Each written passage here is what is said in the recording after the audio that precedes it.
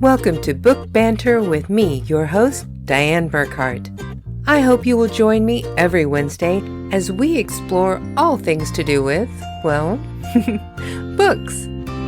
Let's get on with our show today. Hello, my happy people. Today is July 13th. Thank you so much for joining us today for the second half of our interview with romance author DJ Jamison. Now, if you didn't catch the first half, you might want to go back and check out that episode. But we were talking about the cost that was involved in being an indie author, the things that we have to actually take care of and cover on our own. And we continue with that today. Please welcome back to the show, DJ Jamison. Yeah, that's one thing that I don't think that a lot of people realize. Whenever they see people doing, indie books, they're like, oh, why are you charging $2.99 for that? It's like, do you have any idea how much money I spend to produce that book? Right. I joke all the time with my editor that he makes way more money off of my books than I do. Yeah.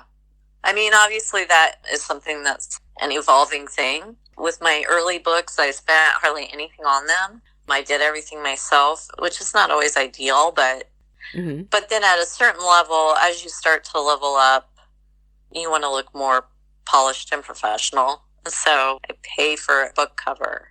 If your newsletter gets to a certain size, you have to start paying for your newsletter provider.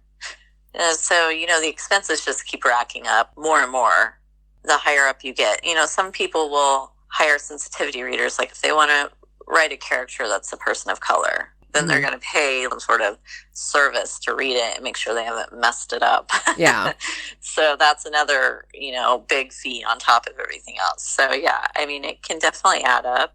Even so, our books are all cheaper than through a publisher usually. There are LGBT books, and some of them they're romance, but we'll just say they're less racy romances that are mainstream. Probably people have heard of like Red, White, and Royal Blue. And it's being made into a movie, by the way. Oh, wow. But, it's the president's son and a British prince fall in love. And that came out through like a bigger publisher, had tons of money and marketing behind it. It was a huge success, and they charged $13.99 a copy for an ebook. Oh, wow. So whenever I see kind of books coming out through bigger publishers that are kind of queer romance, or sometimes they do like more YA books and stuff, they're always $12.99, $13.99. They're always pretty high up there. So I feel like what we charge is pretty fair. Oh, yeah, definitely. Whenever you started getting into producing more books, but how long did you think it took before you actually saw a really good following for your work? Oh, it's hard to pinpoint exactly. I started getting a small bit of traction once I started publishing directly on Amazon straight into Kindle Unlimited, because I didn't do that right away. I tried multiple times. I could never get any traction on the other bookstores. Like, it was just, I think part of it's just very hard. People can't just like search that category easily. So they're only going to pick up your book if they know you already and they're looking for you. Otherwise, they're just never even going to see your book. So Amazon has categories that have made it much easier to be discovered. And then Kindle Unlimited allows people to try new authors with no real risk to their paycheck, because they pay a fee, they can read whatever they want. This makes it easier for emerging authors to find new readers. So I started getting small traction, like first I'm making $300 on a book, then I'm making $500, and it's kind of gradually getting better with each book release. It was probably 2019, I want to say, before I started seeing a much bigger jump in growth. And part of that was that I finally figured out the market a little bit better. I figured out a niche for me. I wrote this story called 5 Fake Dates, which was for like a promotional giveaway. And it was just a cute little college story written in first person, alternating perspectives. And I had always written in like third person before that. And everyone liked this little story so much. And then I released it on Amazon thinking it wouldn't make very much because I gave away, hundreds of copies for free. Yeah. And it sold great. It was like one of the best-selling books ever for me. And I sort of had this epiphany of people really like this style of book for me. Yeah. What would happen if I tried this again with, a brand new book that I hadn't given away first? That's when I wrote Secret Admirer, which is kind of my most popular book ever.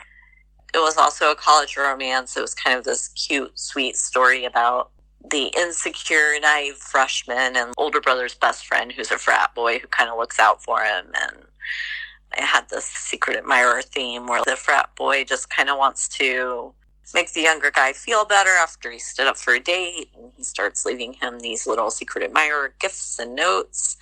And kind of along the way realizes that his own feelings are not as platonic as he always thought they were. And so it's kind of a bisexual awakening story. That book, it just blew up and did really great. Kind of opened my eyes.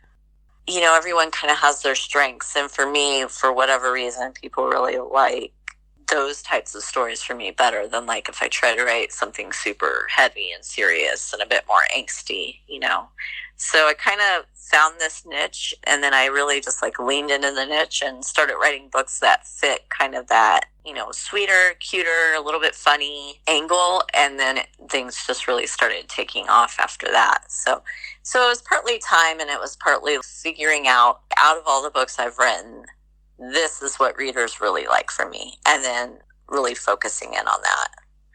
Well, I have to say, whenever I was looking at your Amazon page, I was looking at how many reviews you have on so many of your books. There's a number of them that have over 500 reviews. And almost every one of those, the percentage of 5-star reviews is at least 50% or better. I mean, that's some impressive work. That's pretty impressive, showing just how well received your work is. And I have to say, I'm a little bit jealous, and I kind of hate you too. Because, that is really impressive. Thank you. Not every author wants to take that path of I'm going to give the readers what they want. Like some authors want to deliver their own story their own way, regardless of how it's going to be received. And you can have a lot of respect for that too. I am a people pleaser. So if I write a book and people don't like it, I'm sad. And so I spend a lot of time thinking about what do people want? What do they like? Writing my stories in a way that I can give them all the things that they like. It was a learning process. I've always been lucky, I guess. Like the majority of reviews I get are usually pretty good. Sometimes I get some like, it was okay, whatever. But it's rare for me to get something that's like, this is horrible. But almost every book gets some random person who's just, no matter what you put out there, you could put out the best book ever written, and somebody is going to have something to say about it. And one of the things that I do if I'm like feeling upset about a review or something is I might go look up super popular books and read their bad reviews. Oh, good idea. That is great. As a way of bolstering myself. Even famous books. There was a hilarious meme going around on Facebook for a while, and it was about Pride and Prejudice, and there was this review that was just, it was funny because it was true. It was like, they're just always walking around living rooms and, having house parties where nothing really happens and making fun of the book. But the most well-regarded books, the most famous books will have negative reviews on them. It's just how it goes. Well, I tell you, one of the reviews that I got that it makes me laugh every time I see it. I got like a 3-star review on my first book, and I advertise all of my books as novellas. They're short reads for busy people, and they're a cliffhanger series. They are based on the old cliffhanger movie shorts, old Western shorts that they used to show in theaters before the main feature. That's in every page on Amazon that has a book for sale for me. It tells that description, that's what these books are. Yep. And the review I got was it's too short, has a cliffhanger. Yep. It's like, yes, you're absolutely right. They all do. So first of all, readers claim to hate cliffhangers. The thing is, what I've heard is that they still go on to read all the books. Yeah. So they don't like that you've hook them with a cliffhanger, which, I personally don't write cliffhangers, but every author I know who does says they complain, they put negative reviews on it, and then they read every book in the series anyway. So that's part one. Part two is people don't read the blurbs sometimes. And so I've seen reviews on gay romance being like, this book was about two men falling in love. What the heck? The whole blurb is about two men falling in love. Okay. You should not be that confused. So there's always those reviews where you're just like, what? But honestly, I think as authors, we get all freaked out about reviews, but I honestly, as a reader, the reviews aren't what's going to sell me on the book. Yeah. It's more the premise. The cover and blurb together are probably what's going to draw me in. I'm going to read the book if the story interests me, if the storyline hooks me. And if it doesn't, I probably won't even look at the reviews, because why bother? Yeah. I'm sure there are some people who look at the critical reviews and kind of weigh, unless they're seeing some big red flag. I just don't know how much it's actually going to impact.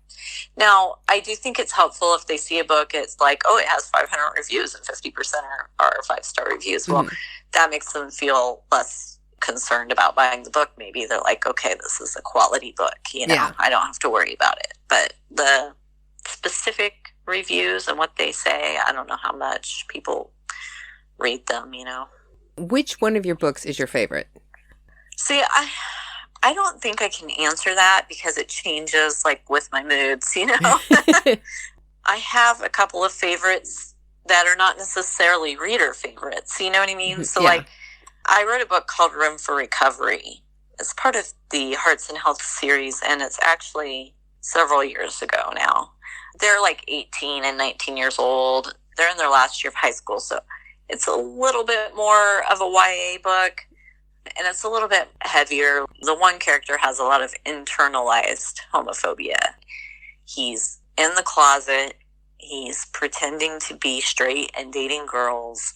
And the other character is kind of just been recently outed as gay and is dealing with some bullies at school. And the closeted guy is more popular, and he kind of steps in to stop a fight or whatever, and starts driving him to school and back to help him avoid the bullies. And they fall in love.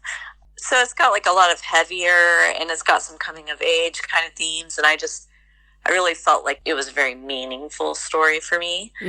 I like sometimes writing those characters where they are figuring themselves out, and they are coming to terms with who they are.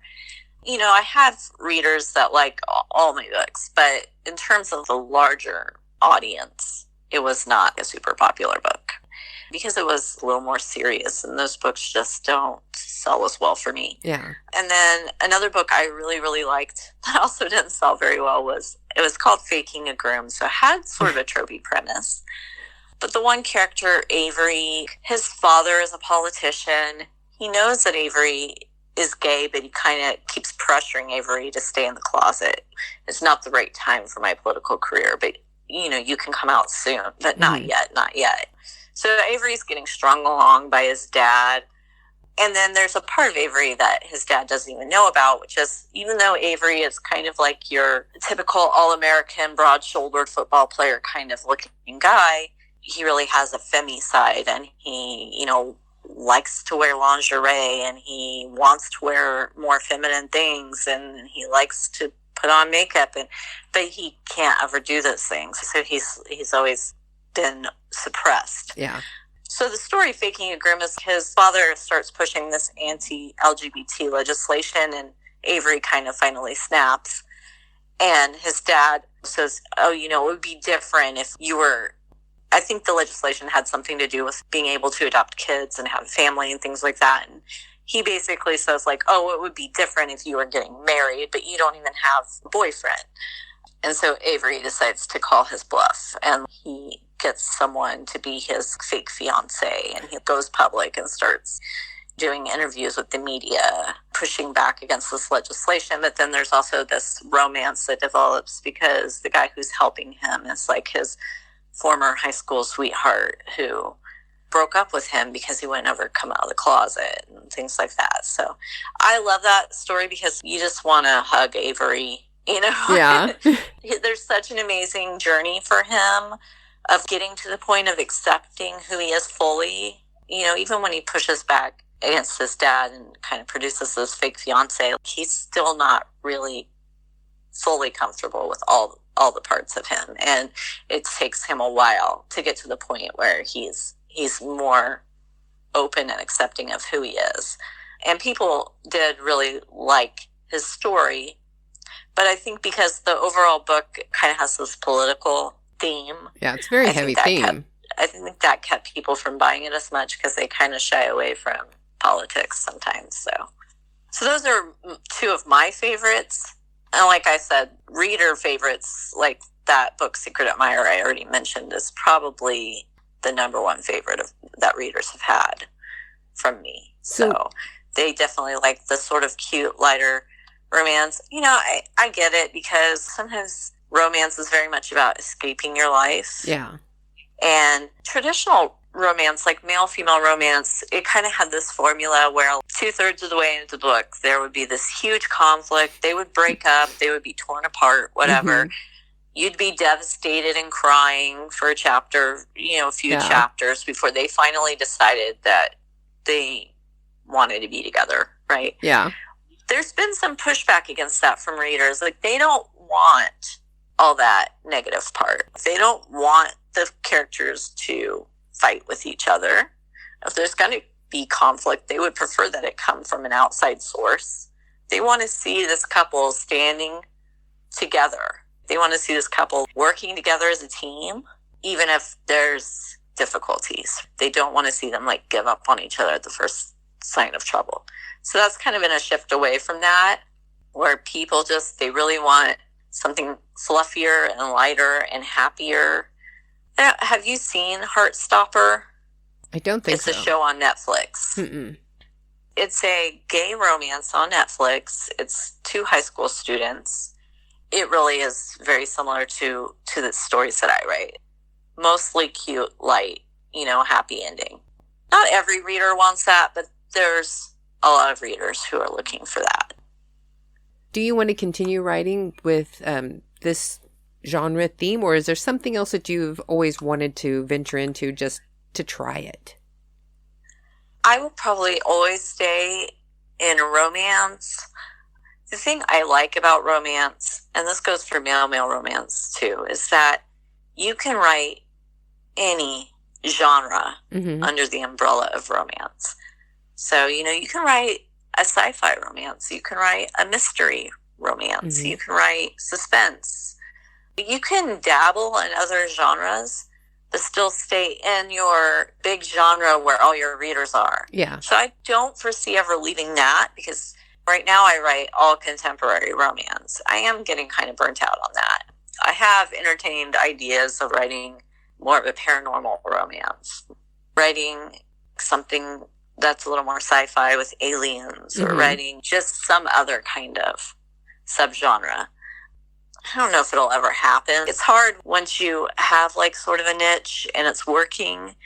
It's really hard to carve out time for other things that you don't know if they're going to sell or not, because now you're at the point where you're actually making a living.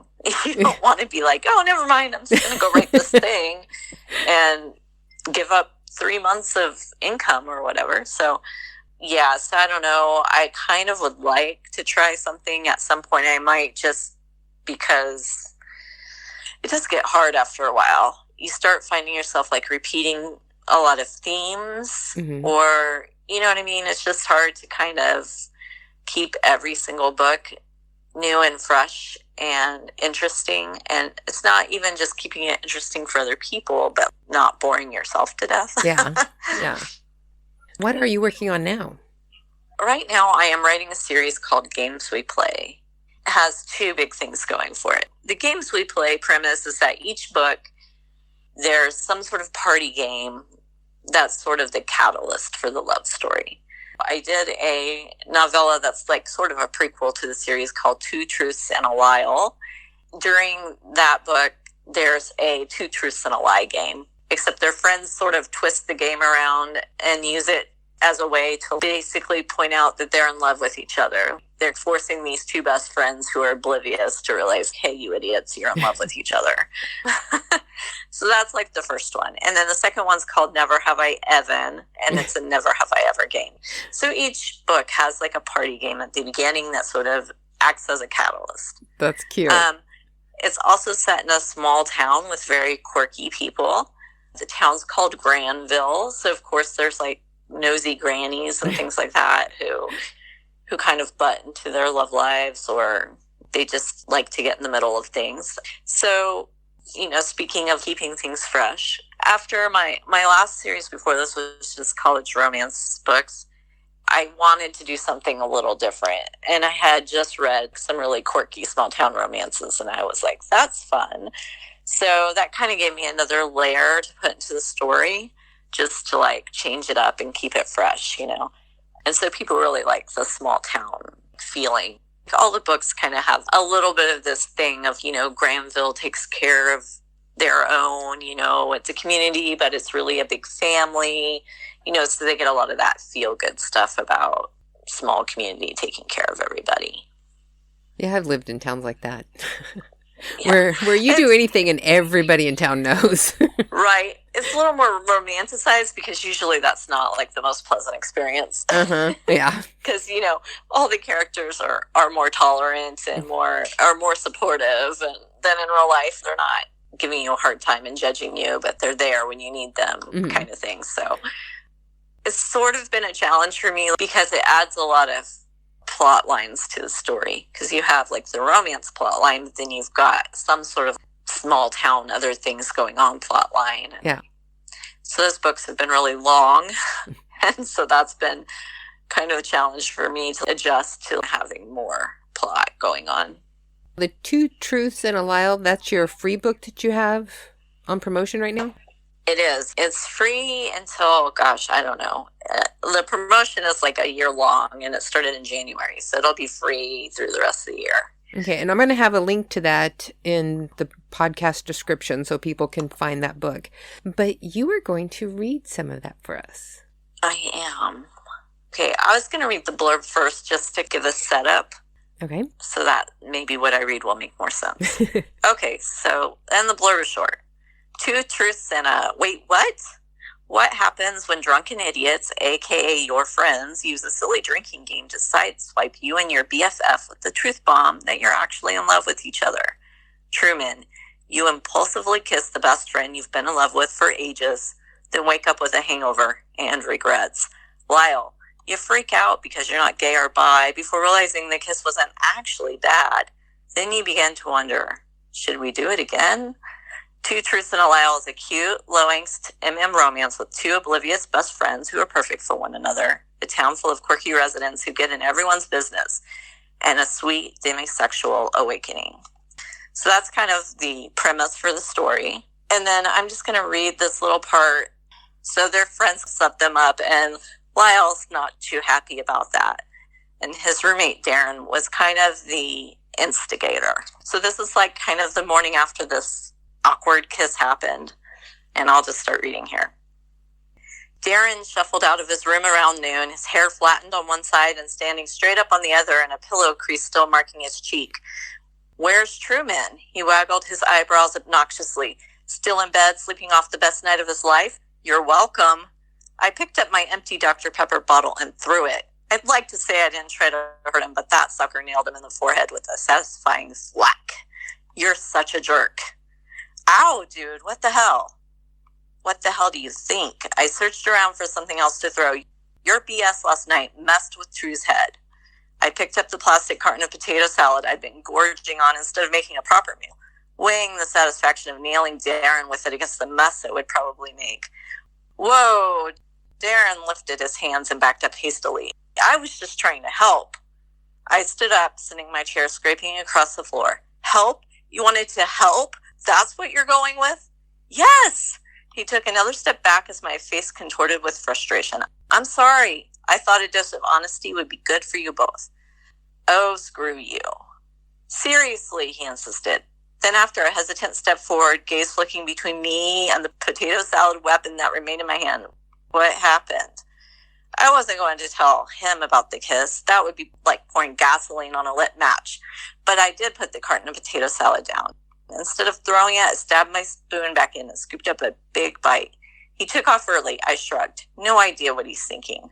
Except I knew one thing. My idea that True wouldn't remember the kiss was wishful thinking. He'd clearly taken off to avoid me. When I came out of the shower this morning, my stomach had been tied in knots. I'd been afraid of how awkward it would be to talk about what happened. But when I'd finally dragged my butt to the living room, only to discover he was gone, that had been so much worse. My stomach had dropped so fast, I'd felt like I was on a roller coaster zooming down that first steep track. I was still waiting for the track to straighten, for the feeling of exhilaration at the end of the ride when you realized you defied gravity and miraculously stayed alive through loops and hairpin turns. I was still hanging, suspended, in that moment where survival seemed impossible. True had left. Again. And I'll stop there. That is great. I love that. You have a very fun style. Thank you. This particular book obviously is like 20-somethings. I kind of censored the language a little bit. There's a lot of swearing going on. I think we have covered just about all of the really important points that people are going to need to be able to decide if they want to check out your work. There's going to be links in the podcast description so that people can find your social media and find your author page on Amazon so that they can check out your work for themselves, and the link for the free book that you just read from. Okay, awesome. I cannot thank you enough for doing this for me. This is so much fun. It's been forever since we've actually gotten to talk. I think it was when we had the Sunflower Reunion dinner in Wichita. Oh, yeah, and that's been years ago now. Yeah, that was a long time ago. It's like, so it was. This is great getting to catch up with you. Yeah, it's for someone who is so shy and hates doing these kinds of things. You did fantastic. Yeah, it helps that it's just on the phone, and you have a very easygoing manner about you, so more like a conversation than. Well, and that's what I always want these to be, because I am a big dork, and I want to talk to people about their work, because I love reading, I love writing, I love talking to writers. It should just be fun. Yes. So hopefully, whenever you get your next book out, you might come back and read some of that. Okay, we'll see. Okay. I'll bug you later. You know I will. Yeah. So thank you again. Have a wonderful day, and I will talk to you soon. Okay, thanks. And there you have it, your brief introduction to my friend DJ Jamison. Be sure to check out her website and all of her social media, and don't forget to grab your copy of her free book, 2 Truths and a Lie. The link for that is in the podcast description. And don't forget to join me here again next week when we will have another great interview for you. Thanks for joining me, and don't forget to go forth and be happy.